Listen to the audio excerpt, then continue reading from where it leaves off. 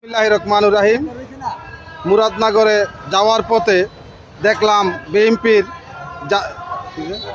বিএনপির প্রতিষ্ঠাবাদী যুব দলের প্রতিষ্ঠাবাসী বার্ষিকী পালন করা অবস্থায় এখান থেকে যাওয়ার পথে আমাদের জাহাপুর ইউনিয়নের যুব দলের সমস্ত নেতাকর্মী তাদেরকে একসাথে পাই একটা ভিডিও করতেছি এখন।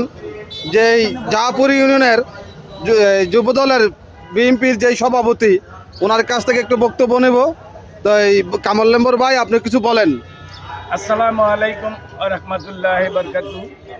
আজ আমরা 27তম প্রতিষ্ঠাবার্ষিকী উপলক্ষে আমাদের মুরাদনগরের মাটি ও মানুষের নেতা আলহাজ কাজী সাহেব মোবাজ্জল হোসেন কায়কোবাদ সাহেবের নির্দেশে দোয়া ও মাহফিলের আয়োজন করা হয়েছে। উক্ত অনুষ্ঠানে আমাদের 22টি ইউনিয়নের যুব দলের সভাপতি, সেক্রেটারি এবং অন্য অন্য নেতৃবৃন্দ উপস্থিত হয়েছেন এবং আমাদের একটাই উদ্দেশ্য আলহাজ কাজী সাহেব মোবাজ্জল হোসেন কায়কোবাদ সাহেবের হাতকে শক্তিশালী করার জন্য সামনে নির্বাচনের প্রস্তুতি এবং আমরা ওয়ার্ড ভিত্তিক ঘরে ঘরে বাড়ি বাড়ি যে আমাদের মা বোনদেরকে আমরা অনুরোধ করব আলহাজ কাজী সাহেব মোবাজ্জল হোসেন কায়কোবাদ অন্য বছরের ন্যায় এবারও আলহাজ কাজী সাহেব মোবাজ্জল হোসেন কায়কোবাদ সাহেবকে আপনার মূল্যবান ভোট দিয়ে ওনাকে নির্বাচিত করবেন। ওনার ক্ষমতা আসতে আমাদের অসহায়, হতদরিদ্র, গরিব, অসহায় নেতৃবৃন্দকে সাহায্য সহযোগিতা করেছেন। দীর্ঘ 17টি বছর বাহিরে থেকেও অসহায়, হতদরিদ্র, গরিব, দুস্থদেরকে শেষ ভুলে নাই।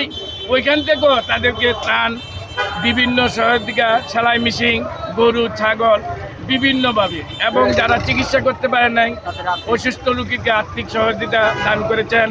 আমাদের কায়কোবাদ দাদার এই গুণের কথা আমাদের ভাষায় এগুলা অল্প সময়ের মধ্যে শেষ করা যাবে না। ওনার হৃদয়ের স্পন্দনে সাধারণ জনগণের হৃদয়ের মাঝখানে ওনার স্থান করে নিয়েছেন।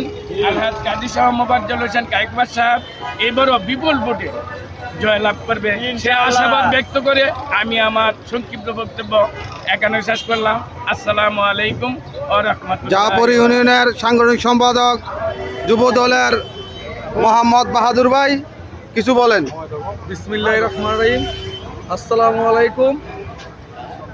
27তম প্রতিষ্ঠাবার্ষিক যুব দলের মুরাদনগরের আয়োজনে দাদা কায়কোবাদ সাহেবের নির্দেশে আমরা এই যুব দল প্রতিষ্ঠাবার্ষিকী পালন করতেছি। দেশে যারা আছেন